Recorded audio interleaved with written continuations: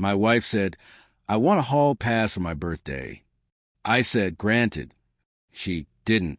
Expect me to use mine first, or that hers would expire while mine wouldn't. Hey, everyone. Throwaway account for obvious reasons. I'm still processing everything that went down over the past few months. And honestly, I need to get this off my chest.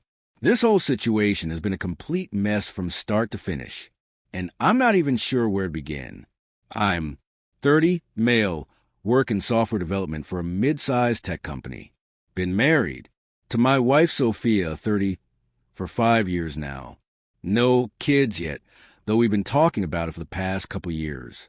Or, at least, I thought we were on the same page about starting a family.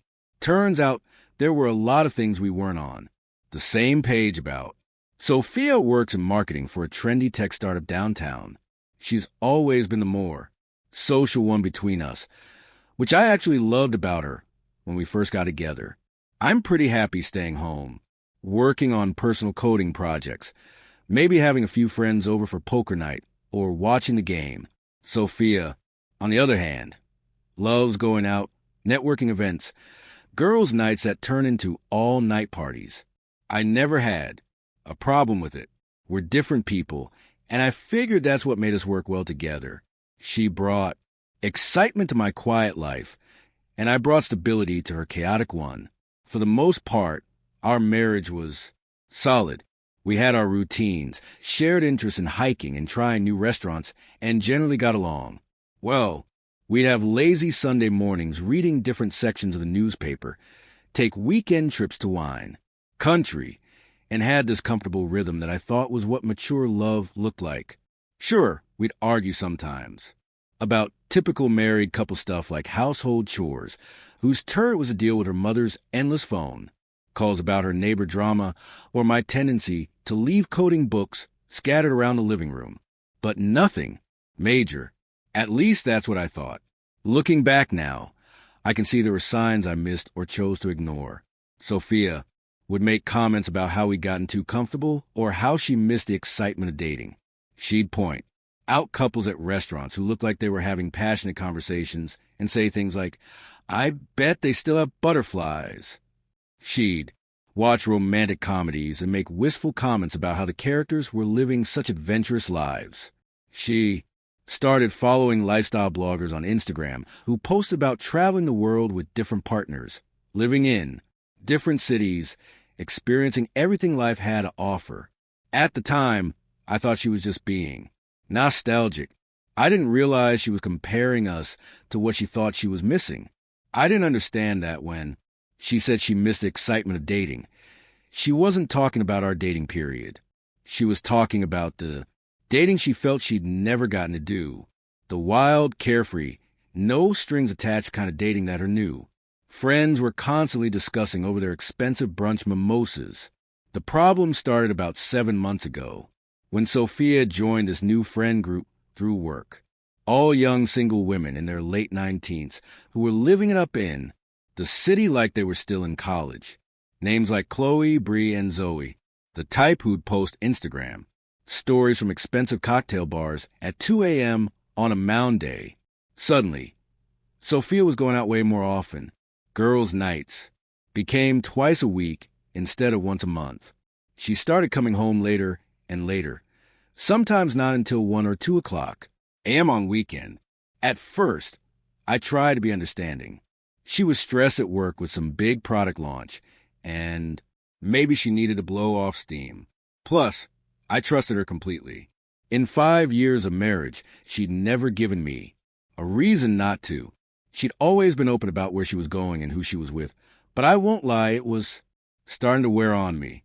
We barely spent time together anymore, and when we did, she seemed distracted, always checking her phone, scrolling through social media, talking about her friends and their wild adventures like she was living vicariously through them. Our conversations became increasingly one-sided. She'd come home full of stories about Chloe's latest dating disaster, or Ava's spontaneous weekend trip to Vegas, or Zoe's promotion. That came with a company car and an expense account. She'd recount these stories with this breathless excitement, like she was hearing about celebrities rather than just her coworkers. Meanwhile, when I tried to share something about my day, she'd nod, absently while scrolling through Instagram, making vague MHM sounds that made it clear she wasn't really listening. I started noticing other changes, too. Sophia began paying more attention to her appearance. New clothes, different makeup, spending way more time getting ready to go out than she ever had before. She started working out more intensely, joined some expensive boutique fitness studio where all her new friends went. Don't get me wrong. She'd always taken care of herself, but this felt different, more focused, more intentional, like she was preparing for something. The real turning point came about 3 months ago when Sophia started talking about how boring our marriage had become.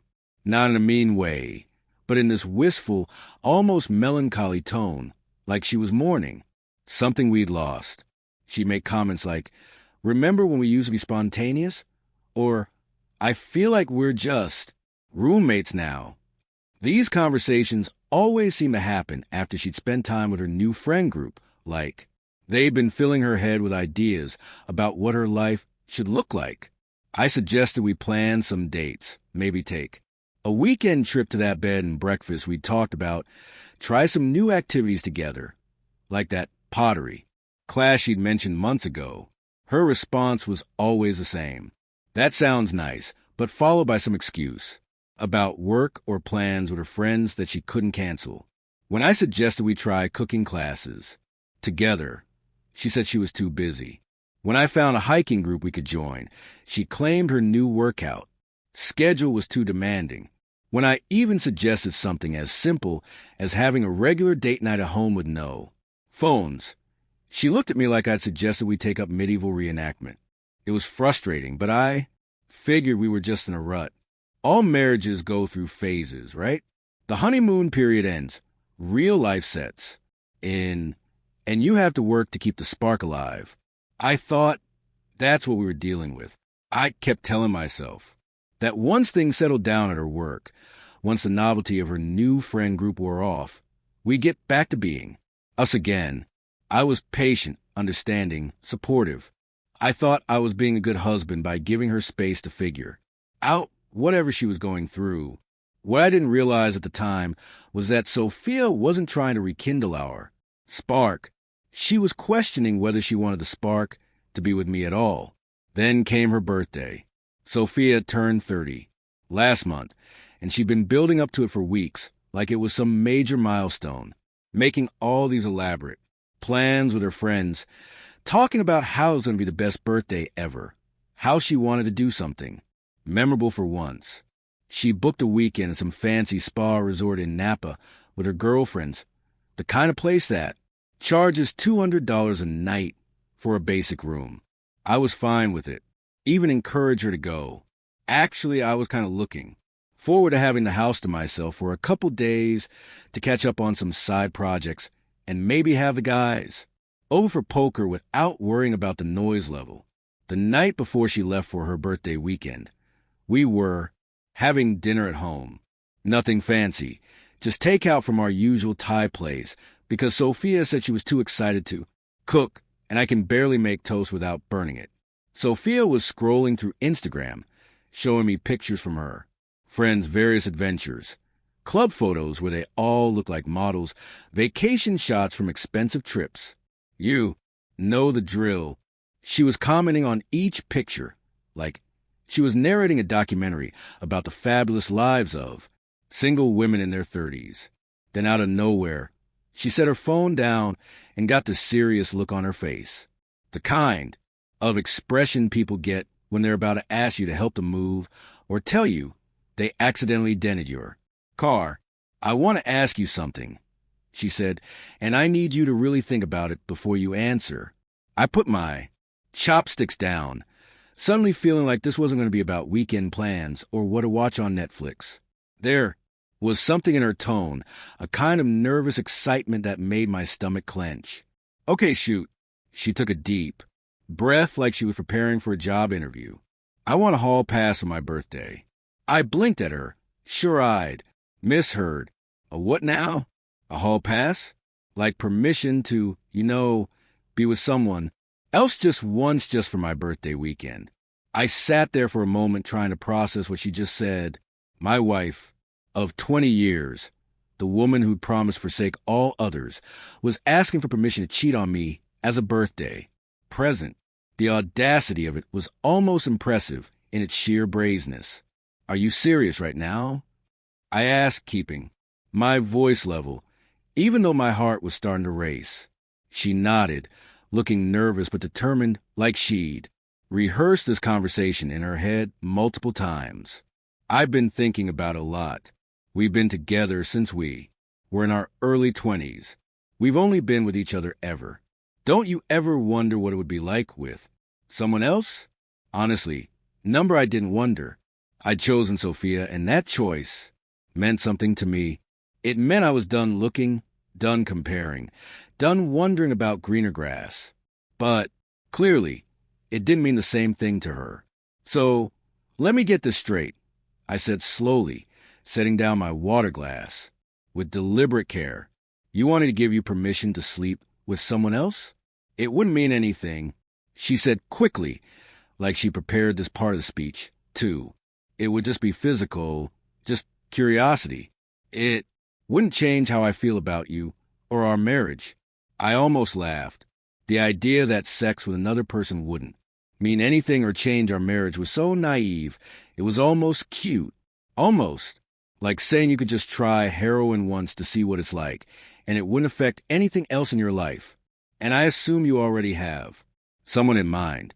I asked, though her eagerness to have this conversation had already answered that question. She blushed, which was answer enough. There's this guy at work, Ethan. He's asked me out a few times over the past couple months, but obviously I said no because I'm married, but he's going to be at the resort this weekend with some friends from his company, and then you figure, what the hell? Might as well see what you're missing. It's not like that, she insisted, though her tone suggested it was exactly like that. I love you. I want to be with you, but I feel like I missed out on experiences because we got together so young. Just once. I want to know what it's like to be with someone who's not familiar. The word familiar hit like a slap. So that's what I was to her now. Familiar, predictable, safe, boring. I sat back in my chair studying my wife's face. She looked hopeful, excited, even like she thought this was some great idea that would somehow improve our marriage. The disconnect was staggering. She was asking me to let her cheat on me and somehow spinning it as a good thing for our relationship. Okay, I said finally. Her eyes lit up like a kid being told they could have ice cream for dinner. Really? Yeah, granted. You have my permission. She practically bounced in her chair, reaching across the table to grab my hand. Thank you. You don't know how much this means to me. I promise it won't change anything between us. It'll probably make me appreciate what we have even more. I nodded, pulling my hand back. Just one condition. Her smile faltered slightly. What's that? If you get a hall pass, then so do I. The smile died completely. What do you mean? I mean, if we're opening up our marriage, even temporarily, then it goes both ways. Fair is fair. She frowned, clearly not, having considered this possibility. But I thought, you don't want to be with anyone else, do you? Maybe I do. Maybe I've been curious, too, but just never brought it up because I respected our marriage vows. When was the last time Sophia had touched me like that? When had she last looked at me with that kind of interest, that kind of desire? We went back to her place after dinner. I won't go into details, but let's just say it was everything Sophia probably thought her weekend would be. Exciting, passionate, different from what I was used to at home. The kind of night that reminds you what you've been missing, what you've forgotten was possible between two people who actually wanted each other. But more than the physical aspect, it was the emotional connection that hit me. Sarah was present in a way Sophia hadn't been in months. She wasn't checking her phone, wasn't distracted by thoughts of somewhere else she'd rather be. She was there with me, fully engaged in what we were doing together. Sarah and I spent the entire weekend together. Saturday We went hiking in the hills outside the city, had lunch at this amazing little cafe tucked away in a small town I'd never heard of, then back to her place to continue what we'd started Friday night. Sunday was more of the same. It felt natural, easy, like we'd been together for months instead of just rediscovering each other after years of professional distance. What struck me most wasn't just the physical connection, though that was incredible. It was how Sarah made me feel like myself again. I'd forgotten what it was like to have someone hang on my words, to laugh at my stories, to be genuinely interested in my thoughts and opinions. With Sophia, I'd gotten used to competing with her phone for attention, to feeling like I was interrupting when I tried to share something with her. With Sarah, I felt heard. I felt valued. I felt like the person I used to be before years of subtle rejection had eroded my confidence. We talked about everything: work, travel, books we'd read, movies we loved and hated, childhood memories, dreams of the future, the kind of deep, wide-ranging conversation that I realized I hadn't had with Sophia in years. When had we stopped, really? Talking to each other? When had our conversations become limited to logistics and small talk? Sunday night, as I was getting ready to leave, Sarah asked, "So, what happens now?" "I don't know," I said honestly, buttoning my shirt and trying to process the weekend. This weekend was incredible, but I need to figure some things out. I understand, but just so you know, I'm not looking for just a weekend. If you decide you want more, I'm interested. I drove home that night with a lot to think about. Sophia will be back Monday evening, probably full of stories about her own weekend adventure. I wasn't sure how I felt about hearing them, or if I even wanted to. Sophia came home Monday around 7 p.m. looking relaxed and tan from her spa weekend. She had that post-vacation glow. But there was something else too, a satisfaction, a kind of smug contentment that told me everything I needed to know about how things had gone with Ethan. "Hey," she said, giving me a quick hug that felt more like a greeting between acquaintances than spouses. "How was your weekend?" "Good. Productive. How was yours?" She blushed, unable to hide her smile. "It was really good, different, eye-opening. I'm glad you had fun." We ordered Chinese food and settled in to watch TV, but there was this weird tension in the air. Sophia kept glancing at me like she wanted to say something, but wasn't sure how. She seemed to be waiting for me to ask for details to show some sign of jealousy or upset. When I didn't, she looked almost disappointed. Finally, during a commercial break, she muted the TV and turned to face me. So, she said, trying to sound casual, Did you use your hall pass this weekend?" I looked at her calmly. I did. Her face went through about 5 different emotions in 1 second. Surprise, hurt, anger, confusion, and something that might have been jealousy. It was clear she hadn't expected me to actually follow through. "With who?" she asked, her voice suddenly smaller. "Sarah from my old company." "Sarah?" Her voice pitched higher, almost shrill. "But you've known her for years." "That's not the same as what I did." "How is it different?" "Because Ethan was just a stranger. It was just physical. But Sarah, you have history with her. That makes it emotional." I almost laughed at the logic. "So, it's okay for you to sleep with someone else as long as I don't know them well enough to care about them." "That's not what I meant." "Then what did you mean?" She struggled for a moment, clearly not having thought this through. I didn't think you'd actually do it." "Why not?" "You asked for a hall pass. I gave you one. I asked for the same thing. You agreed. We both used them. What's the problem?" "The problem is that it feels different now. Like you wanted to be with her all along, and we're just waiting for permission, and you didn't want to be with Ethan all along."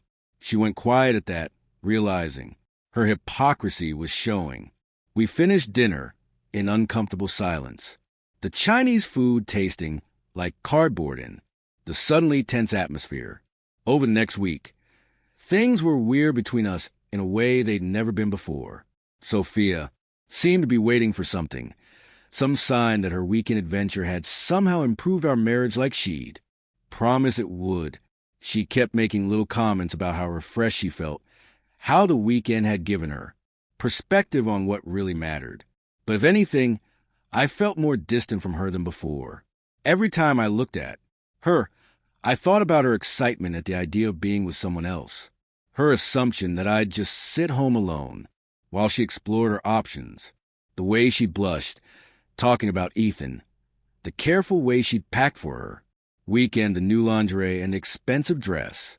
She'd put more effort into preparing for her affair than she'd put into our relationship in months.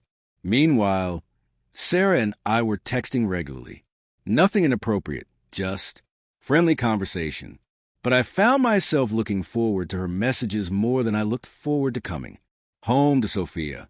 Sarah would ask about my day, remember details from previous conversations, make me laugh with funny observations about her coworkers.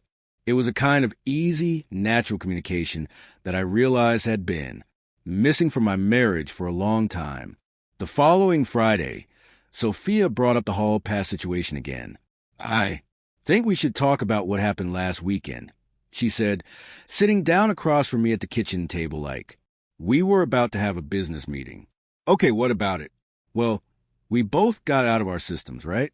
We satisfied our curiosity, and now we can move on and focus on our marriage.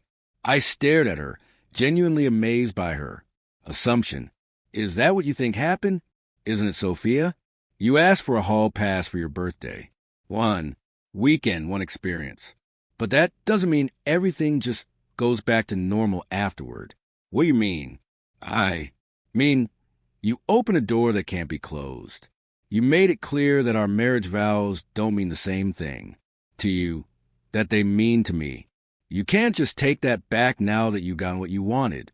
She looked confused, like I was speaking a foreign language, but it was just one time. We agreed on that. No, we agreed that you could have a hall pass for your birthday weekend. We never agreed that was the end of it. So what are you saying? I'm saying that if you get to explore what you've been missing, then so do I. Permanently. Her face went white. That's not fair. I only asked for one weekend, and you got one weekend, but you also open our marriage. You don't get to close it just because you don't like how it's working out. But I don't want an open marriage. I just wanted to try something different once.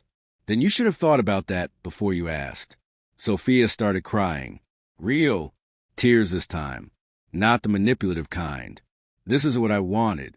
I thought it would bring us closer. Together. How did you think sleeping with another man would bring us closer together? Because we'd both get it out of our systems and realize what we have together. And what if the opposite happened? What if one of us realized we'd been settling? She looked at me with tear-filled eyes, finally understanding the magnitude of what she'd started. Have you been settling?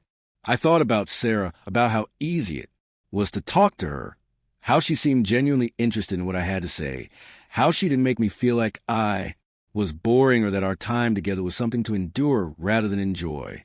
How she looked at me like I was someone worth wanting, not just someone familiar and safe. Maybe, I said honestly, the next week was a nightmare. Sophia spent every day trying to convince me that we should close our marriage again. She promised to stop going out so much, to focus more on us, to be the wife she should have been all along. She offered to delete all her social media, to quit her job if the environment was too toxic, to do whatever it took to fix what she'd broken, but it was too little, too late. The damage wasn't just in her sleeping with Ethan. It was in what her request had revealed about how she viewed our relationship. She saw it as something that was holding her back, keeping her from experiences she wanted. And once I saw that, I couldn't unsee it. The truth was her hall pass request had revealed something fundamental about how she viewed our marriage. She saw it as something limiting rather than something valuable. And once I saw that perspective, everything else made sense. The complaints about being bored, the wistful comments about missing out, the way she pulled away emotionally long before she asked for permission to pull away physically. Meanwhile, Sarah and I were growing closer. We had dinner a couple more times, and it was clear there was real potential there. She was funny, intelligent, shared a lot of my interests in technology and outdoor activities. Most importantly, she was excited about the possibility of being with me. Not like it was some consolation prize or something she was settling for, but like I was someone she'd been hoping to find. 2 weeks after Sophia's birthday weekend, she confronted me again, this time with more desperation in her voice. "Are you going to keep seeing her?" she asked. "Sarah? Yeah, I think so." "For how long?" "I don't know.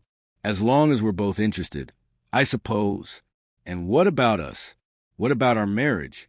I looked at my wife, this woman I'd loved for 20 years, and felt sad for what we'd lost. Not angry, not bitter, just sad. "Sophia, you asked for a hall pass because you felt like you were missing out on something. Well, I'm not missing out anymore either. But I don't want Ethan anymore. I realize he was nothing compared to what we have. That's great, but I haven't realized that about Sarah. If anything, I'm realizing the opposite." She stared at me in shock, finally, understanding that her actions had consequences she hadn't considered. "Are you saying you want a divorce?" "I'm saying I want to keep exploring what's out there. You opened this door, and I'm not ready to close it just because you are." The next month was absolute hell. Sophia went through every emotion in the book. Anger, bargaining, depression, more anger. She accused me of having an affair, conveniently forgetting that she'd given me explicit permission. She threatened to leave me, then begged me to fight for our marriage. She tried guilt, manipulation, promises she couldn't keep. Some days she'd be furious, screaming at me about how I was destroying our marriage, how I was selfish and cruel. Other days she'd be devastated, crying and asking where the man she married had gone. She'd swing from telling me I was the love of her life to calling me names that would make a sailor blush. It was exhausting and honestly a little frightening to see someone I'd lived with for 20 years completely fall apart. She enlisted her friends to help, too. Chloe called me at work to tell me I was an idiot for letting Sophia go. Bree sent me long texts, messages about how men don't understand women's emotional needs. Even Zoe, who I'd barely spoken to, showed up at my office building one day to lecture me about commitment and forgiveness. It was like they'd all forgotten that this entire situation started because Sophia wanted to sleep with someone else. The worst part was how Sophia tried to rewrite history. According to her new narrative, the hall pass had been my idea. I had manipulated her into asking for it because I wanted an excuse to cheat. I had trapped her into agreeing to something she didn't really want. The gaslighting was incredible, and if I hadn't been so clear about what had actually happened, I might have started doubting myself. But here's the thing, I didn't want to fight for her anymore. Sophia's hall pass request had shown me that she viewed our marriage as something limiting rather than something valuable, and spending time with Sarah had shown me what it felt like to be with someone who actually wanted to be there, who was excited about building something together rather than resentful of what she was giving up. Sophia tried everything. She offered to go to coups, counseling, suggested we take a vacation together to reconnect, even promised she'd never see her party friends again if I just stopped seeing Sarah. But none of it addressed the core issue. She'd fundamentally changed how I viewed our relationship. The offers felt hollow because they were all about what she would give up, not about what she would give. She was treating our marriage like a business deal where she needed to offer better terms to keep me as a customer. But I wasn't looking for a better deal. I was looking for someone who didn't see being with me as a deal at all. The final straw came about 4 weeks after her birthday weekend. Sophia had been increasingly desperate, calling me at work multiple times a day, showing up at places she knew I'd be, basically stalking me, try to get me to agree, to go back to the way things were. It was exhausting and frankly a little scary to see how quickly she'd gone from confident to completely unhinged. One evening, I came home to find her in our bedroom wearing lingerie I'd never seen before, with candles lit and wine chilled. It was like a parody of seduction, desperate and performative, rather than genuine. I thought maybe we could reconnect, she said, trying to sound sexy, but mostly sounding sad. Sophia, this isn't going to work. Please, just give us one more chance. I know I made a mistake asking for that haul. Pass. I know I hurt you, but we can fix this if we both try. You didn't hurt me by asking for a hall pass. You hurt me by showing me that you don't value what we have together. But I do value it more than anything.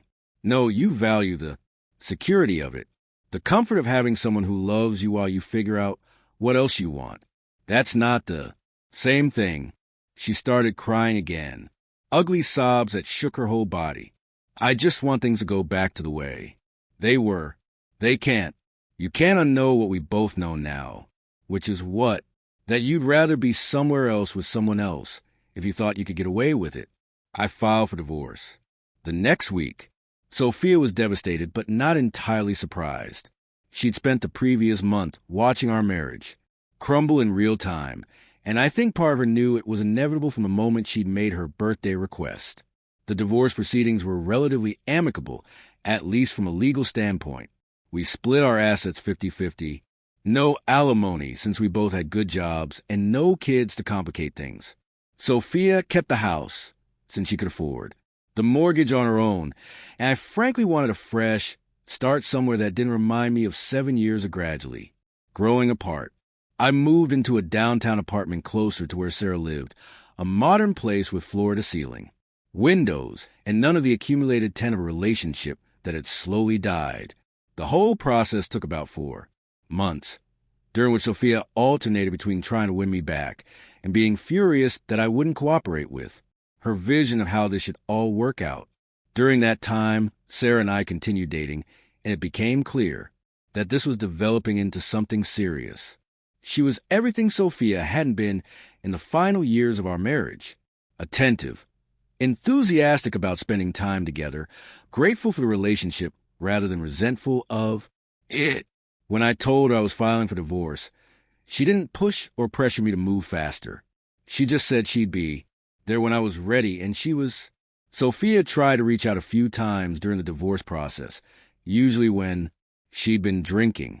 She'd send long text messages about how she'd ruined the best thing in her life, how she'd take it all back if she could, how she didn't understand why I was punishing her for one mistake. I felt bad for her, but not bad enough to reconsider. The mistake wasn't sleeping with Ethan. The mistake was thinking our marriage was something she could pause when she felt like exploring other options. The divorce was finalized 3 months ago. Sophia moved back in with her parents temporarily while she figured out her finances, then found a smaller apartment across town. From what I heard through mutual friends, she'd stopped going out so much and was focusing on work and trying to rebuild her life. She'd also apparently realized that her new friend group had been toxic influences, but that realization came too late to save our marriage. As for me, Sarah and I are talking about moving in together. It's been almost 7 months since Sophia's birthday weekend, and I can honestly say I'm happier now than I was for the last couple years of my marriage. Not because I'm vindictive or glad that Sophia is hurting, but because I'm with someone who actually wants to be with me, someone who sees our relationship as something valuable to build together, not something limiting to escape from.